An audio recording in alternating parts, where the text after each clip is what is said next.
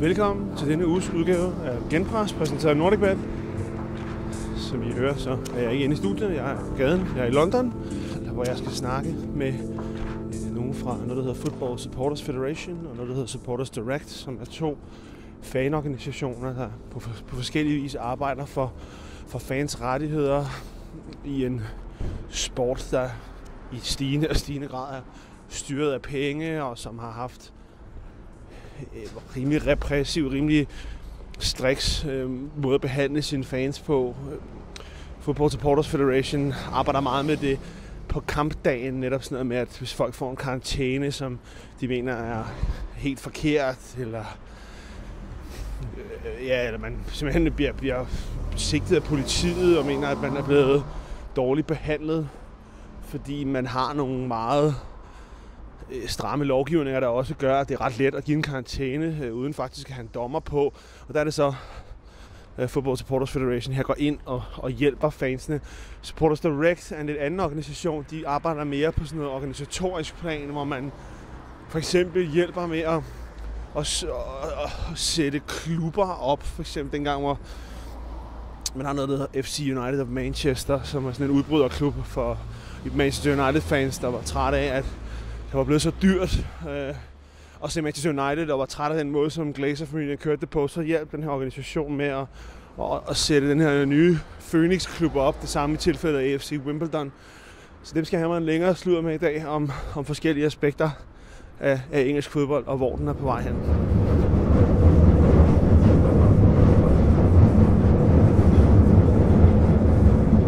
The next station is Old Street. Change here for Moorfields Eye Hospital and National Rail Services. Jeg har nu fået møde mig fra Vest-London, som ligesom er blevet mit nye London, hvor jeg boede med familien for et par år siden.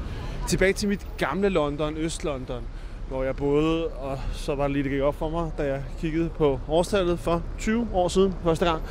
Jeg er kommet ud til Old Street, som i gamle dage var et rimelig smadret slidt område, men i dag lige ved stationen, der ligger sådan en rundkørsel, den bliver kaldt Silicon Roundabout, ligesom Silicon Valley i syd for San Francisco, fordi der er en masse sådan startups og IT-virksomheder, der har slået sig ned her, så det har flyttet sig en del, vil jeg sige. Men herude har Supporters Direct så også kontor. Welcome to James Matthew and Amanda Jacks. James works for Supporters Direct, Amanda Jacks for Football Supporters Federation. In your own words, can you guys explain what your organizations do and how they differ? Maybe you start, James. Yeah, so I'm James Matthew from Supporters Direct. I am head of England and Wales, and my organisation, well, we've been going since 2000. We work with groups of supporters who want to have formal involvement at their club or are interested in taking ownership of their club. So as well as helping those supporters and community groups, we also try and lobby for changes to the game and sport in general that will create better, more sustainable, community-focused sports clubs.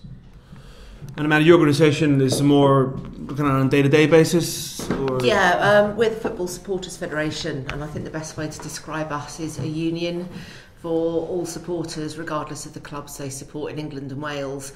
So we are all off-pitch matters, ticket prices, safe standing, what I do, which is policing and stewarding, supporter complaints, meaningful engagement with stakeholders such as safety advisory groups and the police, but on a wider scale we also work towards engagement with the Premier League, Football League, and just make sure supporters have a voice on things that matter. Let's start with the overall outlook on English football from a supporter's view. James, money. Start there. Not getting less important. Is it getting too important? It's just an obvious thing that affects the whole pyramid, really. So, I mean, one of the things that people kind of love and cherish over here, particularly, is the pyramid structure in England, and all the promotion and relegation, and this dream that you can work your way up through the leagues.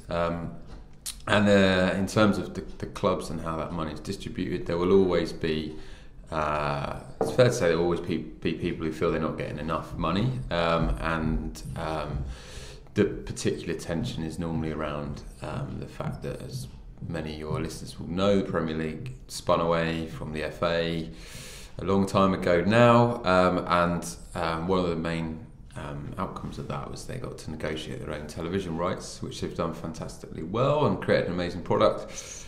But the argument is how much of that money trickles down to the clubs below them.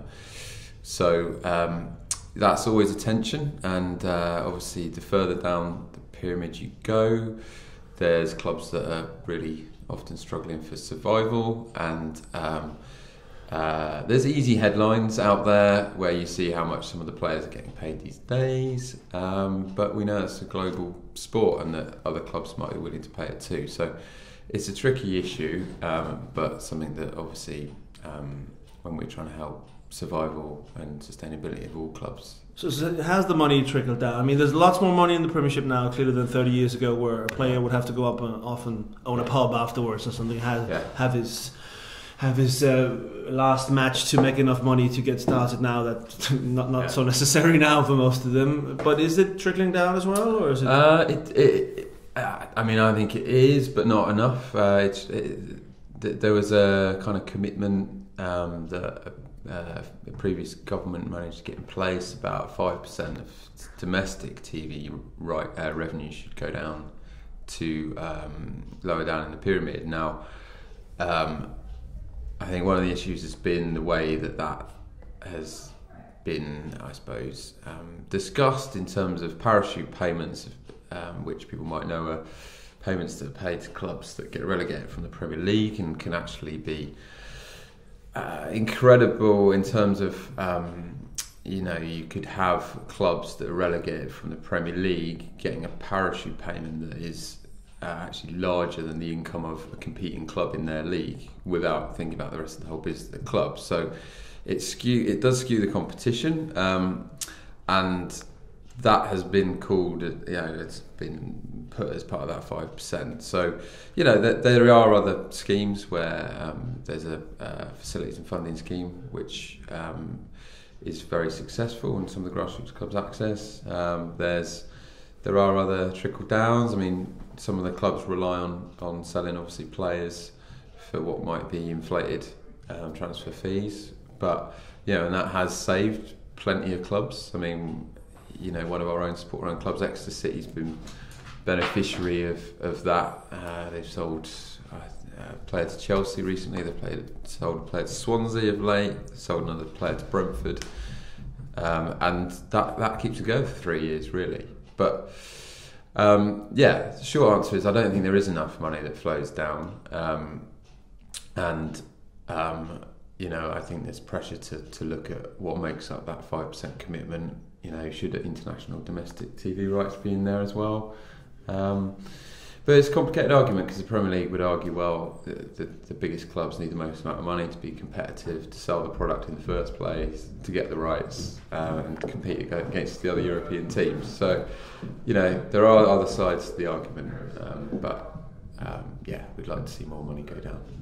Has it become too money focused? Is there just basically too much money in football? I mean, as I mentioned before, a player used to have his testimonial game to make a living after. Now they make more money in a year than they can probably spend, unless they spend it foolishly, which some of them do. But still, is there just too much money in it? Was it better in the old days? Yeah, there's various little snippets you get from working with people in the game, and it's not all bad. You hear some really heartwarming tales about players that are really committed to certain clubs and the culture they've created, and that's the reason they stay. But sadly, you hear many more stories about how money is really changing the way players engage with clubs, the way players engage with supporters. I say it's not all, but when you kind of hark back to some of in some respects, the good old days, particularly about how players used to perhaps engage a bit more, go for a drink with players, that kind of stuff. And I think that's why you get so many people that have gone to non-league football over here, because that tends to happen way more. People have a connection with players. It's not just lone players that are coming in and being moved on every couple of months. So people are moving to non-league football, switching clubs, starting their own. Loads. Yeah. Do you not think that there's so much focus on the big clubs and the superstar players, you lose focus of the fact perhaps that there's thousands of footballers in the leagues, and lots of them will go to the pub afterwards, not to drink alcohol, of course, because they're professional athletes, but you know, that they'll mingle with their supporters in the club bar afterwards, and they do, you know, like you said, really, really good things. I think it's sometimes easy to lose perspective on it, isn't it? And sort of, oh my God, it's so outrageous that these people earn millions of pounds. Yeah. Well, these people earn money that's relative to their business, and football now is really a global entertainment, isn't it? The footballers are the superstars in the same way as Hollywood actors or Justin Timberlake, and you know that sort of ilk. It's just moved into a different sphere altogether. But there are still a lot who live down the same road as your mum and shop in Tesco's. I think you're dead right. It's, you know, you can't be too it's easy to be rose tinted about it, because they're there in some way. You know, they're there on merit and they're being paid what they're being paid. I think that the issue is more around the regulation of what is being paid and how that money is distributed. That's where the game could take more ownership of some of the issues. Obviously, we've got financial fair play, which does it a little bit, but you know, when you see the kind of almost like banking of players that some of the clubs have got, and they're all going out on loan. Chelsea would be an obvious example, you know, with their 30 players on a WhatsApp group, and you know, and that's there's various reasons why that's happened around, like the way that academy structures are set up and how funding for that works. But a lot of it, at the end of the day, that money is in there somewhere. You know, and that's sad, because it's, you know, I think you want players playing at your club that probably aren't on loan, that are kind of there, and okay, there's an opportunity for them to progress in the game. That's fine too, but it's very hard to, I think, really connect with your club if half your players are on loan from a bigger club and they're constantly being quoted about this as being a stepping stone for something else. Maybe it actually is, but you don't need to say it, because supporters want to connect. You mentioned before, I want to go back to that, people going to non-league football. Yeah. Can you elaborate on that? Yeah, it's again for different reasons. I think a lot of it is about sometimes it's about community and actually knowing people and actually turning up somewhere, and you know, again, you could say, well, that's just because how are you going to find that in amongst a 40,000 crowd or whatever? Well, it does happen, but it's easier to achieve at a non-league club. But then it is the connection, the closeness with the players and the manager. I think a lot of supporters just like to know the sort of ins and outs of their club, and it attracts a certain character too. But it obviously costs as well. Price of tickets, which I'm sure Amanda, you know, and the guys at FSF have done so much work on. So I think there's a number of reasons. But even at non-league level, it's not utopian, is it? That there's all sorts of politics and shenanigans going on that people don't even hear about unless you're within the game, but just a sort of different strand. In short, you can look and say, oh, non-league, you know, Clapton Ultras and clubs like that, isn't it brilliant and amazing and everything else, but scratch the surface just a little bit and you hear and find out about all sorts of things that make you think, not quite that idyllic after all. Yeah, I used to play for Clapton years ago. That was before they had the Ultras group. Yeah, 20 years ago. But is there an issue? I've read a few things that they're trying to be the Sao Pauli or something of. I think I mean there are plenty of reasons for their supporters to be active. I say angry, but certainly activists because of what's happening at their club, being very careful what to say. So, you know, supporters have rallied round and they're being proactive and trying to unpick some issues around the ground and also the ownership. But as Amanda said, it's interesting because the spotlight, I think it is more on non-league football, and it does show that actually there is a lot of bad practice in non-league as well. And you know, we've seen it with clubs that have gone out of business, lost their ground, and often it's how active a little supporter base, how well connected they are, how organised they are, as to how they can rally and come up against people that perhaps don't have the best interests of football at heart and are in it for different reasons. And we've seen some great examples in the supporter own world where, against all odds, clubs like Fisher FC are still playing and they've now got a base back where they are. And Dulwich is a great example now, really, where they, Dulwich can get crowds of 2,000 in the 7th level of English football, which is astonishing. But for a crazy reason, essentially their ground and in effect their club is licensed or owned by a property developer, which doesn't always mean a bad thing, but it's weird. You wouldn't have, if you drew up on a piece of paper like who you want to own your club, and that there's clearly another agenda in there somewhere. Because it's an area where maybe the place where the ground is could be something else. Yeah. It's a very desirable spot in London, yes. To put it that way. Ticket prices, you mentioned before, Amanda, that's much of your issue, isn't it? Where is that going, you think? So ticket prices, you're a West Ham supporter yourself. In general, where do you see ticket pricing going?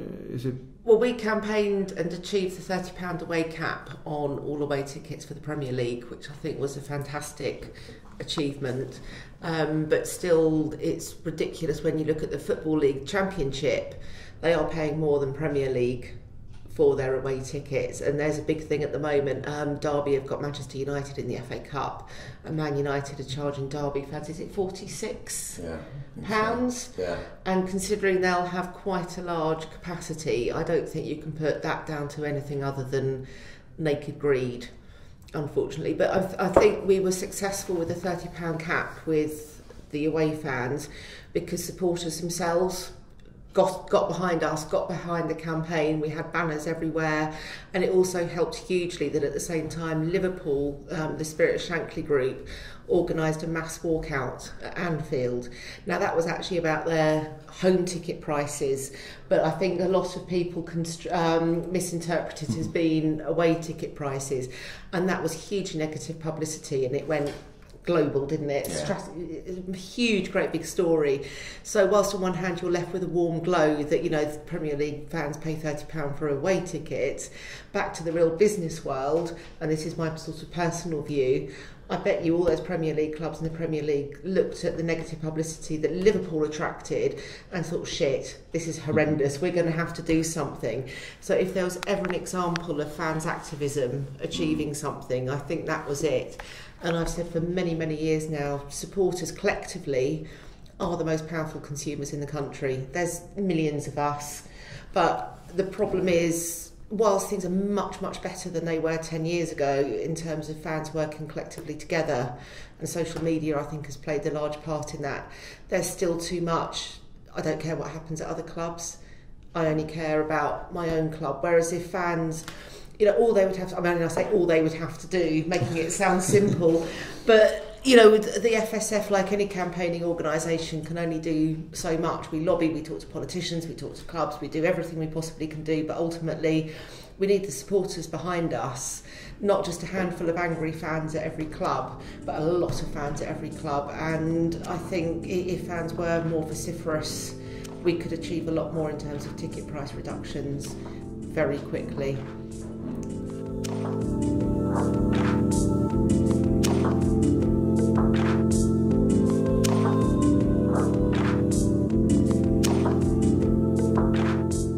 Velkommen tilbage til Genpres, præsenteret af NordicBet. Jeg er i London for at tale med Football Supporters Federation og Supporters Direct. Hvis du vil i kontakt med mig, så skriv på genpres@tomcarstensen.com eller facebook.com/genprespodcast. Let's talk about club ownership. Yeah. How has that been developing? Is it going in the right direction, do you think? Good question. So I think in general, it is like there are lots of good owners out there. However, as always, it's the headlines focus on the negatives. So you're not going to get a good owner who's, I don't know, expanded the community department of the club, that's not going to hit the headlines, but you're going to get, obviously, focus on where it doesn't look too good. And sadly, I mean, last year, you could probably count 12 or 15 clubs, particularly in the EFL, where I'd say the supporters were not far off all out of war with their owners for different reasons. You know, and it's really, you know, it's really sad. It's even sadder when we think that quite a lot of instances could have been prevented from developing the way they have by having stronger rules. If not through the leagues, then through, you know, something through the FA, which is kind of, sadly, you know, so much power has been delegated from the FA to the leagues, and you know, the leagues have done a good job, but ultimately they're conflicted because their member organisation is owned by themselves. So although they're interested in, you know, making sure that a lot of this stuff's eradicated, it's not necessarily exactly for the same reasons, and it doesn't necessarily happen at the same pace as a lot of the supporters would like to see. So you know, but yeah, you look at things like Coventry City at the moment. They've only got a few games left to play before there's going to be a really difficult decision that might need to be made about relocating Coventry, because For good? No, I mean, well, I mean, who knows? At the moment, they're owned by Sisu, who have been pretty aggressive in their approach to resolving the situation there. They're a hedge fund, aren't they? They're a hedge fund. No one could actually tell you who are the investors in Sisu, because they're an investment. People who invested in the scheme, and they're in North America somewhere, you know, which is ridiculous, and it's being left.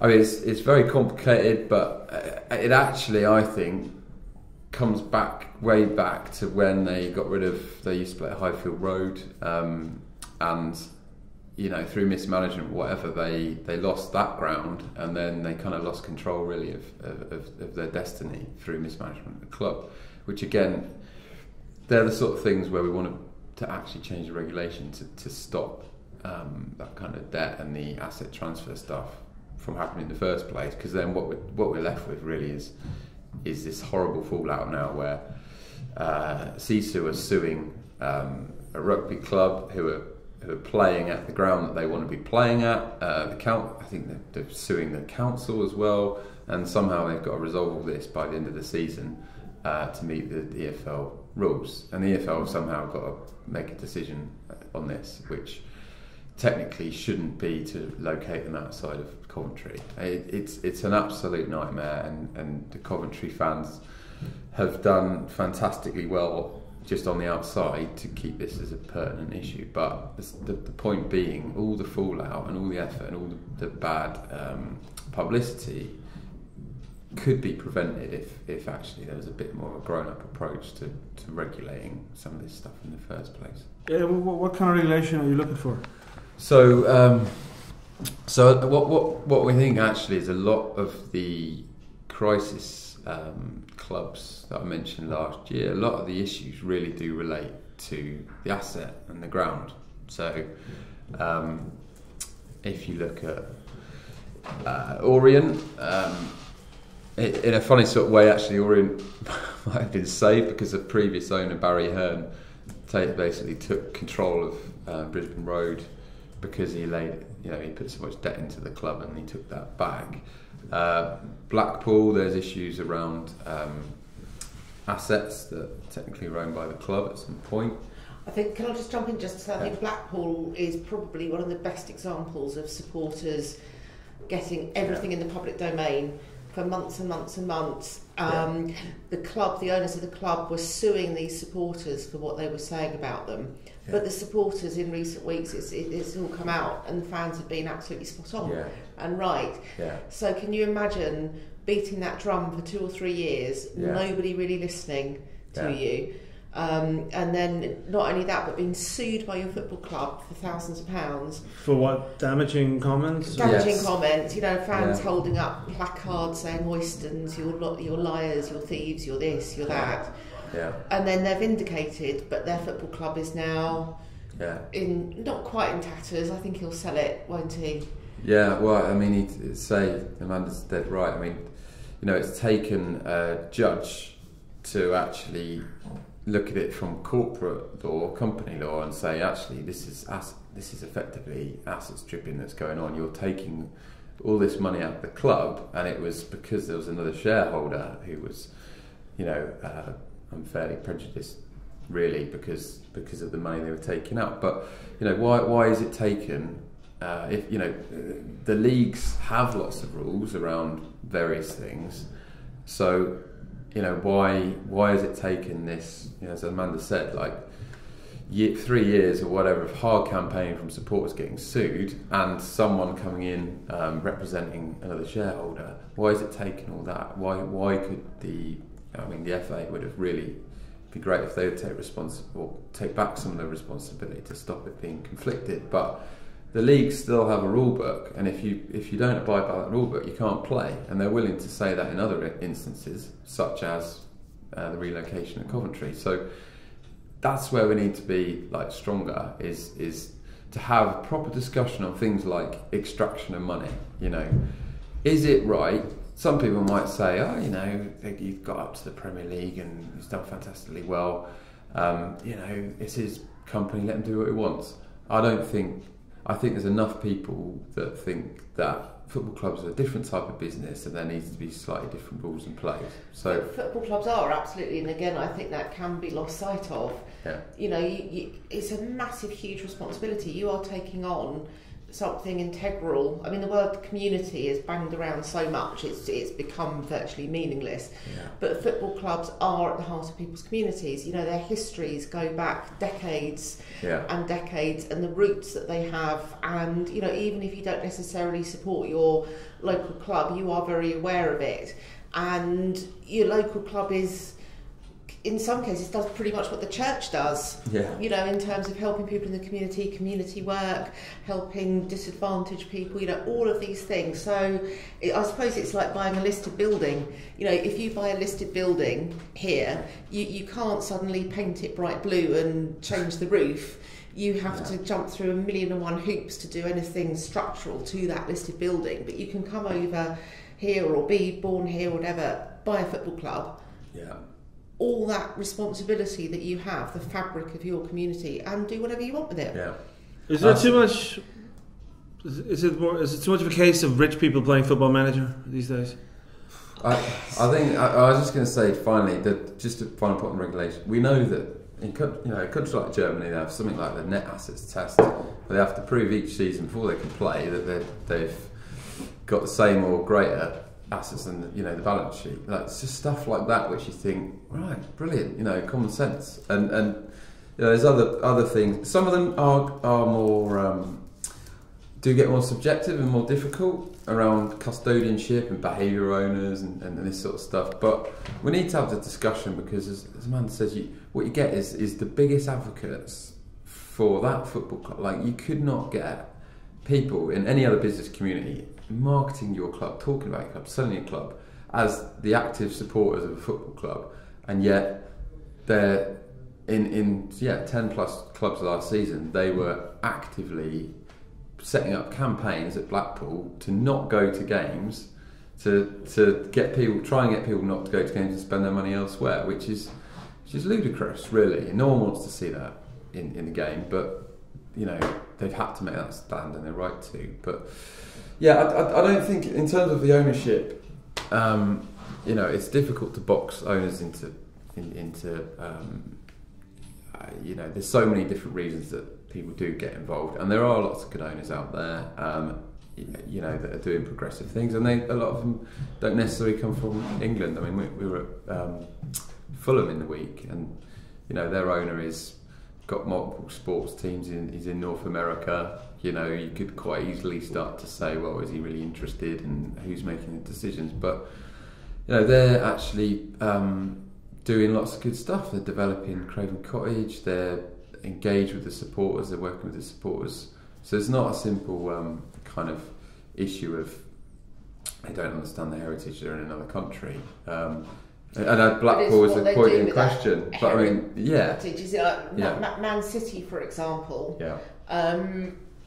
It's turned into such a massive corporate machine, hasn't it, now? And like, for example, a few months ago, they had this bonkers idea where the players walked into the stadium up a catwalk with flashing lights, and that is a sort of like, so I think someone called it the Disneyfication of football, and I think that's absolutely spot on.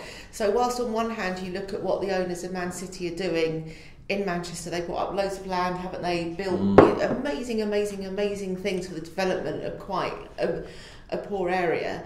That's almost, you know, I look at City now and I think, what's your history? What's your identity? What's your heritage? It's kind of almost been stripped and dazzled and bright lights thrown at it. But, you know, across the road, Man United, I think, have still got, despite American owners, a very strong identity. So they've kind of been a bit more hands-off, haven't they, in terms of the club. They've let the fans do what the fans do. And I know you go to Old Trafford and there's a huge number of tourists there, but there's also a huge number of proper local Mancunians, and I think that's often lost sight of as well, isn't it? People that take the piss about United as, oh, your fans come up from Surrey. Well, they don't. You still got your proper Manx there. But Man City sounds like moving towards a situation where it's a team, not a club, like one big sports team, like America. They're not clubs in America. They're franchising, aren't they? It does start to feel like that, and you know, it is sad, obviously, very sad for the core support, but particularly what you see is where the clubs.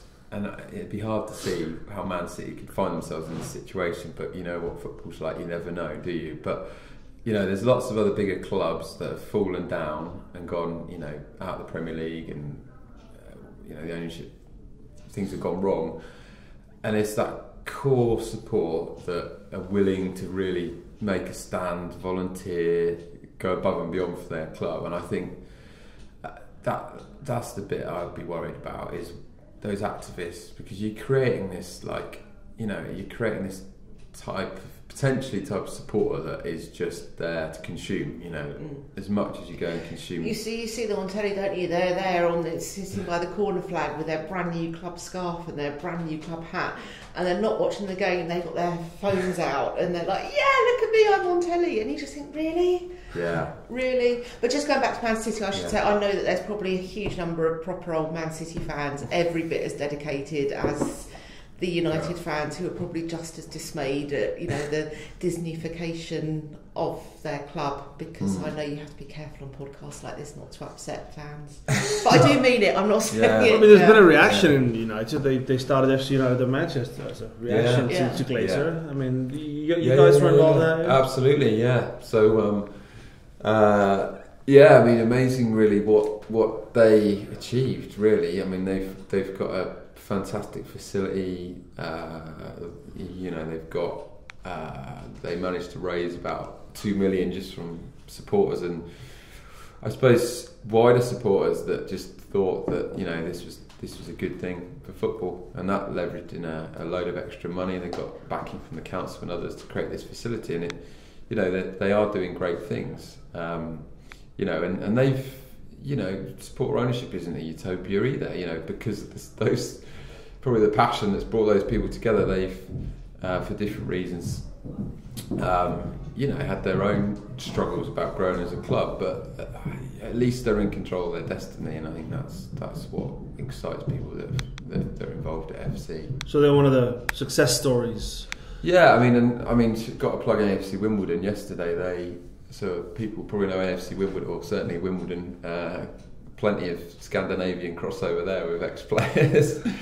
But and owners. And yesterday they got another decision that went in their favour, which paves the way for a new ground 250 yards from Plough Lane, where it all began for them. So, you know, I don't think any AFC Wimbledon fan would mind me saying they're probably playing at the worst ground in Football League, or certainly in the top 3.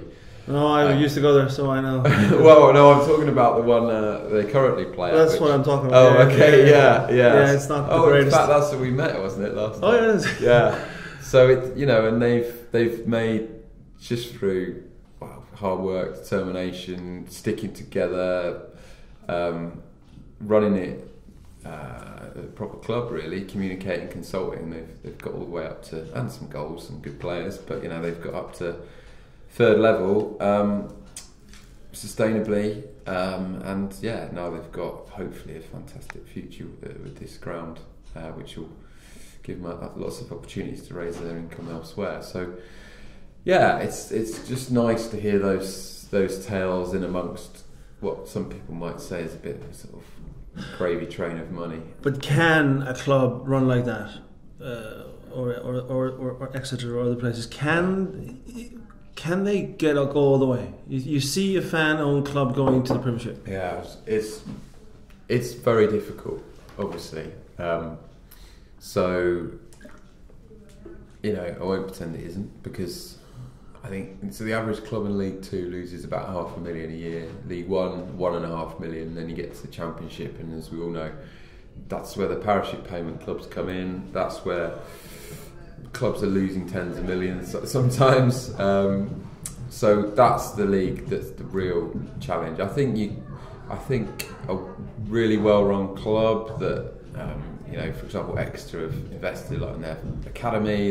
They've sold some players. I think you can get up towards the top end of League 1, maybe get promoted, but then it just gets really difficult. But you've got to be realistic as well, haven't you? Yeah. I mean, if you're starting a football club tomorrow, to the aim of getting in the it's always good to aim high, but that's got to be tempered with being realistic. Absolutely. So it's better, I would say, to live within your means, as it were, and be a successful club within your circle than aim high, and that potentially could cause all sorts of fractions, couldn't it, and financial difficulties. And absolutely, that's absolutely right.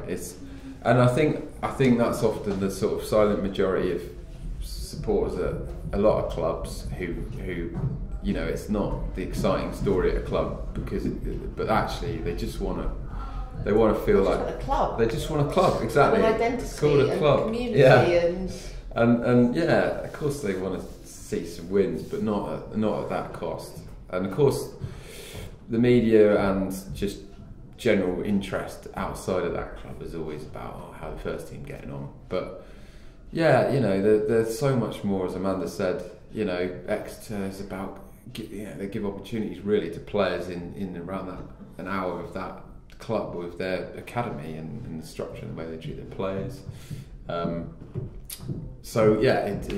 It's and I think AFC Wimbledon have so far been great at remembering that. And a few years back, they actually did a sort of survey to say what is the most important thing for AFC Wimbledon. Is it getting back to the Premier League quickly? Is it getting a new ground? Or is it our ownership? And the ownership comes out top, and then the Premier League and giving away the ownership really came down the bottom. And I think it's going to be, as they get more successful, it's harder to, obviously, agreement for that point. Yeah. So maybe some Wimbledon fans outside. Yeah, it will get harder because, the story is, of them when they set up is gone on a generation, hasn't it now? It's gone over 10 years. And people will come on board maybe with the new ground who want success. So how do they keep those values? It's like when West Ham, the stadium move was first mooted. We will go to the London Stadium, it will make us a world-class club, it'll take us to this mythical next level. What is the next level anyway? That's just a bullshit expression, it really is. And I just thought, I don't want to move. Yeah. A, I don't like the stadium aesthetically. Never did, even when it was built for the Olympics. B, I love the Berlin. Everything about that ground was special. The history, the location, everything about it. And also, you knew that there's a thing of people might disagree with me on this, but knowing your place, West Ham were a mid-table club. We might get a really good cup run every now and again. Was it really realistic to think that we could compete in London with your Chelseas and your Spurs and your Arsenals? No. and we moved, and look what's happened. We're now in a relegation battle. But already, you know, Spurs' ground will be superior to ours when that opens. Chelsea's new ground in a few years, that will be superior to ours. And this idea, again, nothing wrong with aiming high, but you've got to be tempered with realism. And unless the big money men came in for West Ham, as they did with City or a handful of other clubs, I think West Ham are always going to be West Ham. And of course now the bitterness going on at the club is just horrific. So bad, so much ill feeling, because we were effectively lied to. But again, to be fair, a lot of supporters bought into that. Yeah, you know, we'll move, we will sell our heritage and our history and our ground for a cabinet full of silverware. Well, if we get that cabinet full of silverware in my lifetime, I'll come back and eat my hat live on this podcast. Yeah. So, but where... And how does it feel? That's what I saw Pennant recently call on a tweet called, like, are we the London Hammers now? Does it feel it's been taken away from the community? Yeah, definitely. I mean, the location of the stadium, for starters, is just in this middle of this sort of soulless new park, again built for the Olympics, and it's going to take 15, 20, 30 years for the history and the atmosphere to seep in to that area. And it you know, we've just become another club with, you know, you can boast about the Olympic Stadium all day long, but it was never built for football. It's soulless, it's bland, it's corporate, there's popcorn machines, there's bloody candy floss machines. You know, you used to be able to go down Green Street and buy pie and mash. Now you can get corporate pie and mash off a corporate stall. These are all personal views, by the way. And again, you know, there's progress. But at what cost? And I'm also a realist. You know, I know that you can't live in the past, and I know that things have to be moved on. But in my very humble and perhaps naive opinion, you could have redeveloped the Berlin ground and, you know, just been a good club within the circle. I was down Green Street in the summer, and it was weird. You could still sense everything. You could just shut your eyes and you could hear everything. You could smell everything. But it was, this will sound so soppy, but it was almost as if Green Street was saying, where's everyone gone? You know, where's all the football fans? Where's the hustle? Where's the bustle? Where's the highs? Where's the lows? So there was more history and atmosphere in that 100-yard stretch of road than you will find at the London Stadium. And by contrast, I was at Stratford recently when West Ham had an evening game. And yeah, you saw the odd claret and blue scarf scattered around, but that was mixed in with the commuters and the shoppers, and it just felt so bleh. And I did not feel sorry I wasn't going to a game. And how bad is that? Whereas if I'd have been down Green Street, not going to a game on a match night, I'd have been gutted. Because, I don't know, it's just, like I said, people might think I'm sounding soppy and romantic, but that's just how it feels to me. Just so sad. But the last game at the Berlin, you know, we had that closing so-called ceremony, but it ended with Bobby Moore switching the lights off. And I think, with the benefit of hindsight, that was so prophetic. I think he was switching the lights off at far more than a stadium. Right. A lot more than a stadium. And that's just sad. That's just 120 odd years of history just gone. And for what? A shiny stadium that people don't like. Yeah.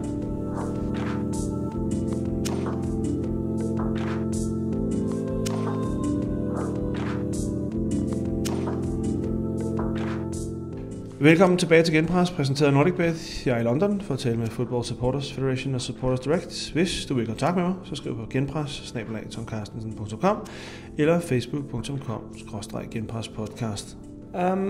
Amanda, where are we on the issue of day-to-day fan treatment these days? Is it harsh or better? It's a lot better than it was 5-10 years ago, but it's still incredibly inconsistent around the country.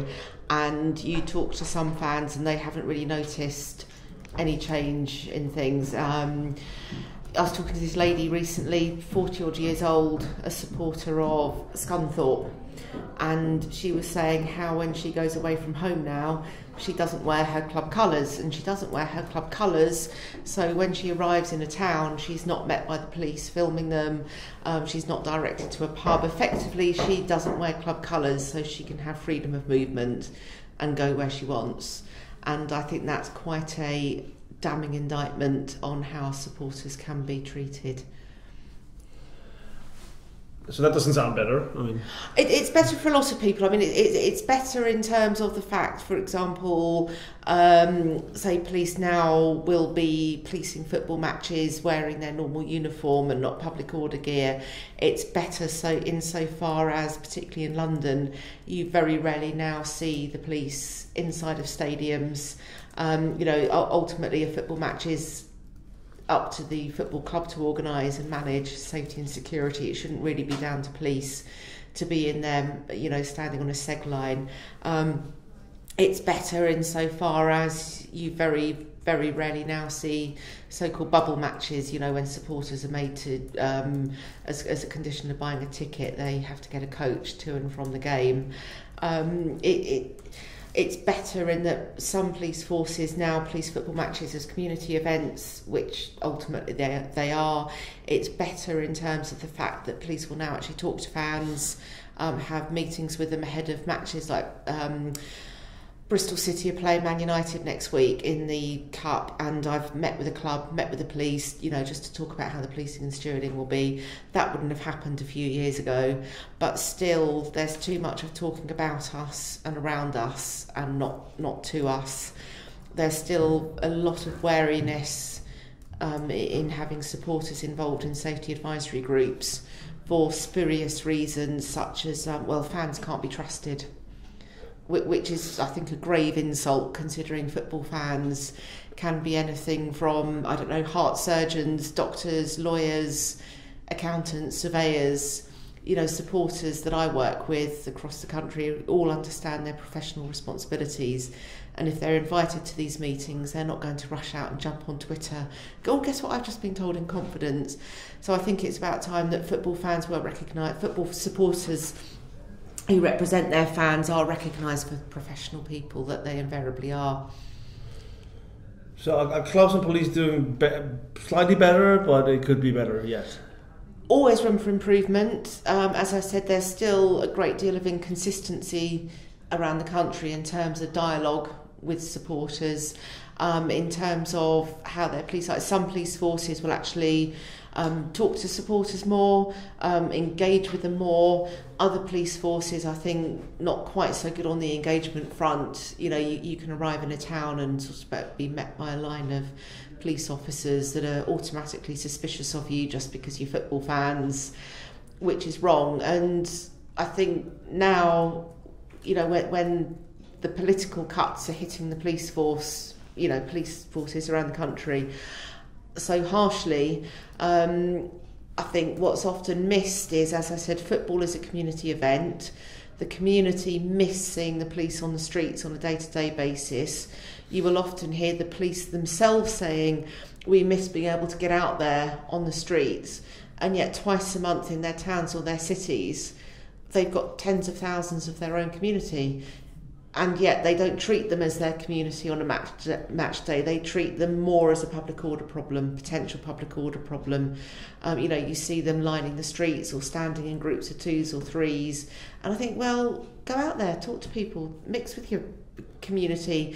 Don't see them as football fans as a potential problem. See them, as I said, as ordinary, decent people, your community, the people that will ring you up when they are in trouble, and the people that you look to for help when you need help, in big policing investigations. Do you have many cases of people being, for instance, banned unfairly? That's part of your work, isn't it? Arrests are down since I've been doing this role, and I should clarify, I'm not a lawyer, but I'm kind of like the first port of call if you're in trouble. You used to see a huge number of supporters arrested for absolutely ridiculous reasons, because within football you've got legislation affecting football fans that doesn't affect anybody else. So it's illegal to enter a football stadium drunk, it's illegal to carry alcohol into a football stadium, it's illegal to drink on a coach or a minibus to or from a game. So we were seeing a lot of arrests for these offences, which just a waste of the taxpayers' time and money. Is it really in the public interest to arrest a 40-year-old man for carrying a can of beer into a football stadium? Of course it's not. But thankfully we are seeing far fewer of those types of arrests now, which is great because they can be dealt with by the club stewards. You know, if someone's got a can of beer in their rucksack or is drunk, the stewards can turn them away. The clubs can issue a ban. We're also seeing more common sense now in terms of arrests for celebratory pitch incursions. It's illegal to go on the pitch, but sometimes you will see people effectively forced onto the pitch because there's a big surge of fans behind them, or people just lose their heads. A goal is scored, the players rush over, celebrate in front of them, and mad 5 seconds, all of a sudden you're on the pitch hugging a player. Is it in the public interest to arrest and charge those people? Arguably not. So again, a lot of police forces aren't letting the clubs themselves deal with that, because you've still broken the law, you've still broken the ground regulations. But elsewhere you will see fans who have been on the pitch for 10 seconds, mad 5 seconds, 10 seconds, and they're arrested, held in a police cell, charged, taken to court. Again, is it really in the public interest to put those people through the criminal justice system? I would say not.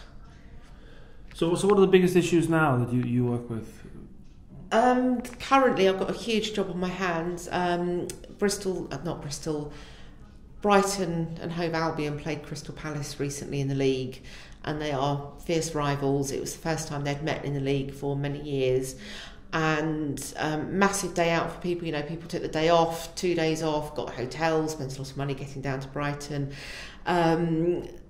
Lots of complaints about the policing operation throughout the day, how the Crystal Palace fans, you know, regardless of their intentions, were effectively rounded up, marched to the ground, and then they got to the ground, and sadly there were a very small number of people who tried to gain a legitimate entry to the stadium, who let off pyrotechnics, and which ultimately meant the people that the police had rounded up didn't get to see the game. They were escorted back to the station by the police. You know, just ordinary fans with tickets who were on the receiving end of arguably some very draconian policing. That's generated a massive load of work for me. Lots of people have got in touch with me to complain about their treatment, so I'm just processing all of those at the moment. But what made that game worse was within hours of the final whistle, the police match commander down there said that this was a return to the dark days, the worst behaviour I've ever seen at football matches. But he also said knives and knuckle dusters were found carried by the Crystal Palace fans. So lots of people raised their eyebrows at that, apart from the media, who reported it. Knives and knuckle dusters, you know, huge, great big story.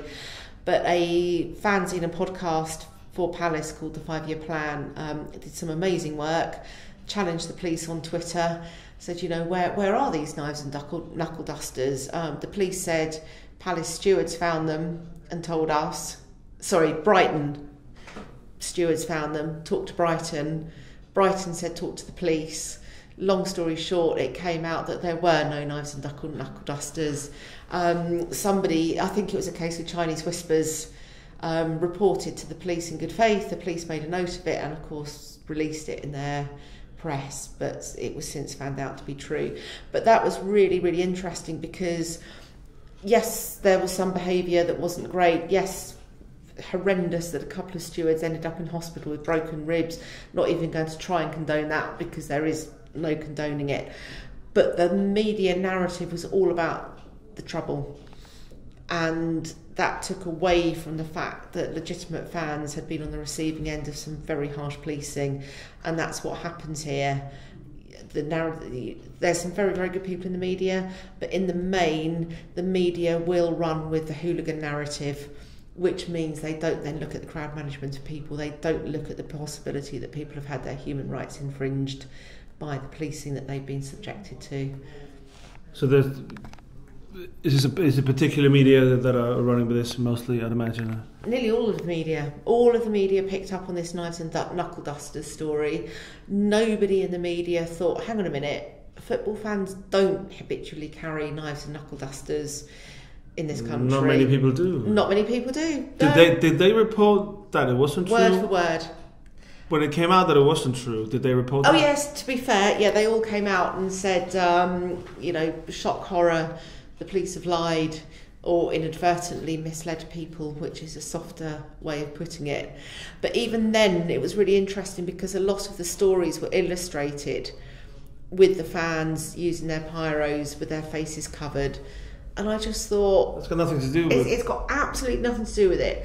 People will still look at the pictures and think, well, for all the police have done that, you've still got these fans using pyro. But it's two very separate and distinct stories. And, you know, I might sound like I've got a chip on my shoulder here, but I just thought an element in the media that just almost find it unbearable that football fans have been wronged, it's been proved, that goes completely against the narrative that we prefer, which is the hooligan story.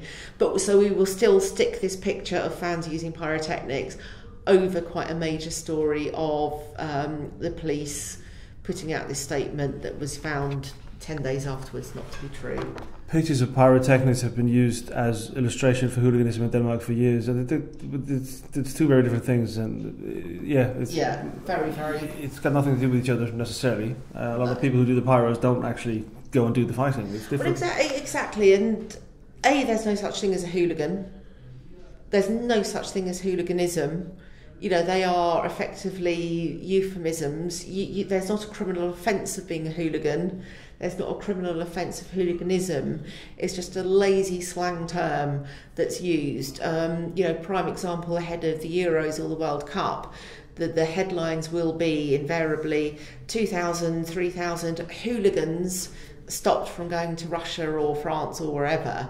And that puts the picture in the mind of the reader that those 2,000-3,000 people on football banning orders have all been convicted of violent disorder or affray.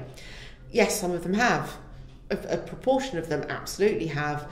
But in a similar vein, the larger number have got those football banning orders for non-violent offences, such as using pyro, such as swearing, such as alcohol-related offences, such as celebratory pitch incursions.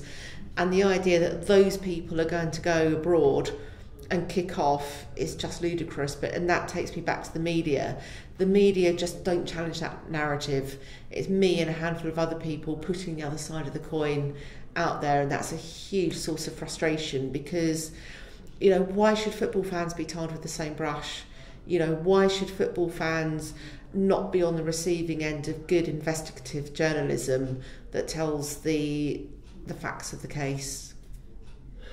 Last, I want to ask you about the progression of safe standing, which is one of the things you work on as well. How is that moving along? That's moving along brilliantly. Shrewsbury are going to have rail seating installed early next year, which is fantastic news. Obviously up in Scotland, Celtic have had their rail seats installed, which has been absolutely amazingly successful. So now we can point people towards, well, look, go to Celtic, go to Shrewsbury. I think behind the scenes everybody is in broad agreement of, well, yes, you know, this is unstoppable now. It's going to happen. It's a nonsense if it doesn't happen. Stadiums that are looking to redevelop are future-proofing, so they've got designs to involve rail seating. I think now it's just a question of the government just changing the legislation to allow football clubs to install it. But the will is there, the momentum is growing faster every day, and it's just a nonsense that we haven't really got it now. Really, if you consider how many football fans have stood up persistently since all-seater stadiums were introduced. And that is everything for now. Okay. Thank you for joining us. That's a pleasure. Thanks for having me on. Jeg er tilbage næste uge med endnu en omgang Genpres på Genhør.